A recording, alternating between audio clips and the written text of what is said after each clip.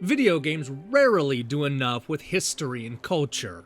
It's not that developers don't try, but it's usually a wink and a nod to some dubiously researched historical event. Typewriter goes a little further, offering players a unique 2D platforming experience where the goal is to learn about the fascinating history of typography. Okay, so maybe that doesn't sound like the most exciting topic to explore in a video game, but Typewriter does a good job presenting the history in a fun and engaging way. We play a pair of black dots who are on a 500-year journey looking at the impact fonts have had on our society. This plays out like a straightforward 2D platformer, sort of like Loco Roco by way of a college library. Each world is based on a different font, so we go from the fanciness of Gothic to the trippy aftermath of Helvetica to the Art Deco excess of Futura. The stages are actually constructed out of giant letters, each inspired by the art and culture from different times in history. For example, Clarendon plays out over a Wild West-themed background, complete with a minecart section and a saloon. And then there's Times, which sends us on a journey through 20th century newspapers. For as compelling as the stages are, Typewriter doesn't do much with a theme. The goal in each stage is to roll down a linear path and pick up all 26 letters of the alphabet. Each stage will also have 6 asterisks, each uncovering a short story about the history of the written word. This is largely optional, but a fascinating read that helped me get invested in these different fonts.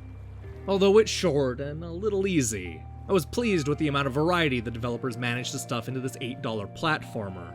From racing down a snowy mountain to playing a round of Breakout, there are a lot of unique and memorable obstacles in every stage. That said, I do wish these stages were a little less straightforward. As somebody who's played a lot of 2D platformers, there just isn't much here I haven't seen before. It would have been nice to see a little bit more added to the gameplay. Speaking of which, I'm not a big fan of the way the 2 dots control. They're always tethered together, which has a bad habit of complicating some of the platforming puzzles. The handling reminded me of Knuckles Chaotix, the terrible Sonic spin-off where Sega handcuffed cartoon characters together and forced them to run through poorly designed mazes. Typewriter is a better game than Knuckles Chaotix, but I still wanted to ditch one of those dots. My biggest complaint involves the game's short runtime. The story offers only 8 levels, 9 if you count the hidden bonus stage. While it covers a lot of ground, the stages themselves are painfully short. At most, it might take you 5 or 10 minutes to complete the 4 sections in a stage, and several fall way short of that. Even if you go back and collect absolutely everything, Typewriter won't take more than a single sitting to complete. While I was disappointed by the length, I'd be lying if I said I wasn't satisfied by the way it wraps up.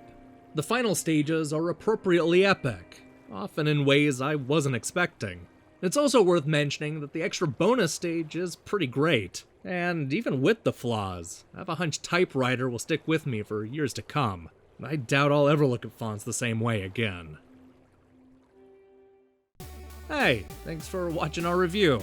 This is our 4th review this week, following Massive Cleavage vs. Zombies, Trazeel Remix, and Super Mutant Alien Assault. And just in case you doubted me, we still have more on the way. I already have Chime Sharp tuned up and ready to go later in the week.